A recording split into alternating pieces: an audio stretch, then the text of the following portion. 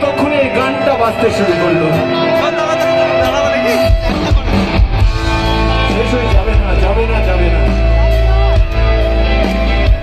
এই গানটা কোনো গান নয় বন্ধুরা, এটা সত্যি কথা, এটা তোমার জীবনের সত্যি কথা, এটা আমার জীবনের সত্যি কথা, এটা আমাদের সবার জীবনের সত্যি কথা।